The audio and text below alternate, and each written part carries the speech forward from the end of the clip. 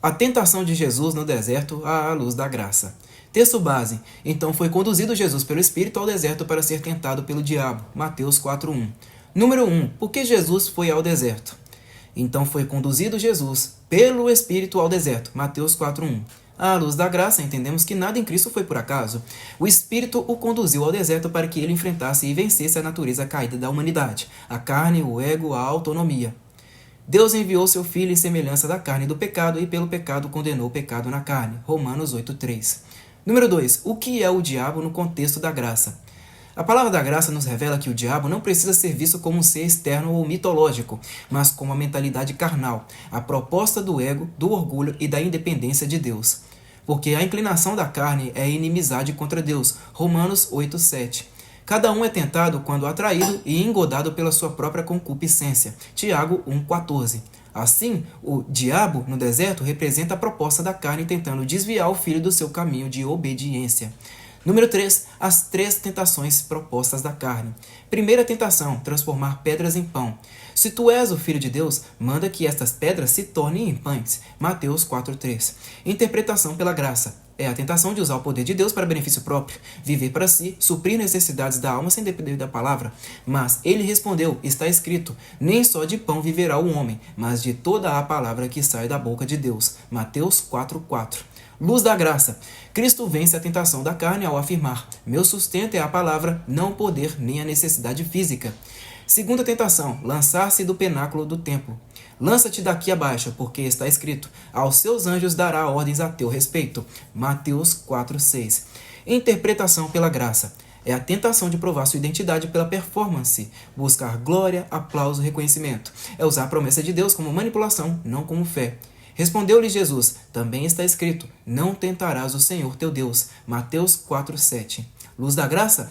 Jesus se recusa a usar Deus como espetáculo. Ele anda por fé, não precisa provar nada. Sua identidade está no Pai, não nos feitos. Terceira tentação, reinos do mundo sem cruz. Tudo isso te darei se prostrado me adorares. Mateus 4:9. Interpretação pela graça. É a proposta de conquistar sem morrer, de ter glória sem cruz. É a voz da carne dizendo, evite o sofrimento, existe um atalho para o trono. Então Jesus lhe disse, vai-te, Satanás, porque está escrito, ao Senhor teu Deus adorarás e só a ele servirás. Mateus 4:10.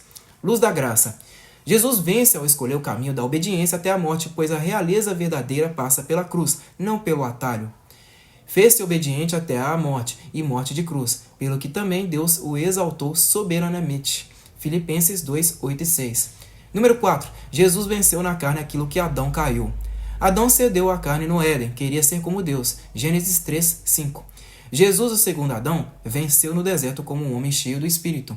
Porque, assim como pela desobediência de um só homem, muitos foram feitos pecadores, assim também pela obediência de um, muitos serão feitos justos. Romanos 5:19. Número 5. Aplicação à vida do crente na nova aliança. A graça nos revela que agora, em Cristo, não lutamos para vencer a carne. Nós já vencemos nela. Ele venceu como nós, para que vivêssemos como ele. Andai em espírito e não cumprireis a concupiscência da carne. Gálatas 5:16. Já estou crucificado com Cristo, e vivo, não mais eu, mas Cristo vive em mim. Gálatas 2:20. O deserto era real ou simbólico? Sim, o deserto era real, um lugar físico onde Jesus foi levado.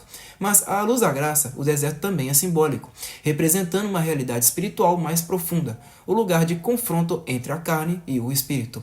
1. O deserto foi um lugar real. O texto é claro. Então foi conduzido Jesus pelo Espírito ao deserto. Mateus 4:1. Jesus esteve mesmo em um lugar físico e árido, o deserto da Judéia, um ambiente de isolamento, escassez e solidão, mas também de propósito espiritual.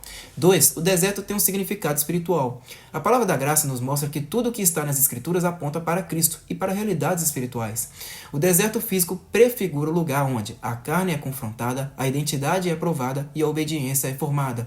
Ora, todas estas coisas lhe aconteceram como figuras e estão escritas para aviso nosso. 1 Coríntios 10:11. 3. O que o deserto simboliza à luz da graça? A. Lugar de transição.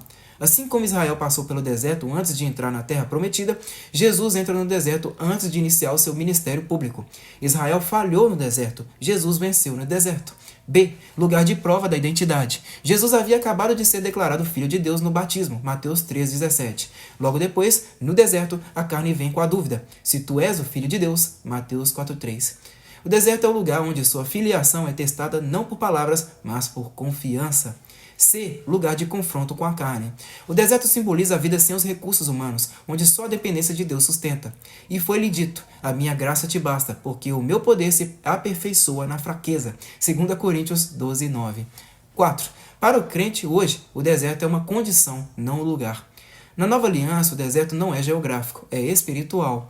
É qualquer momento onde somos levados pelo Espírito a enfrentar nossas carências, vaidades e desejos de controle, para sermos treinados na dependência.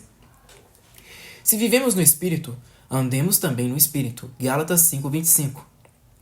Não lutamos com o diabo fora, mas com os pensamentos que se levantam contra o conhecimento de Cristo.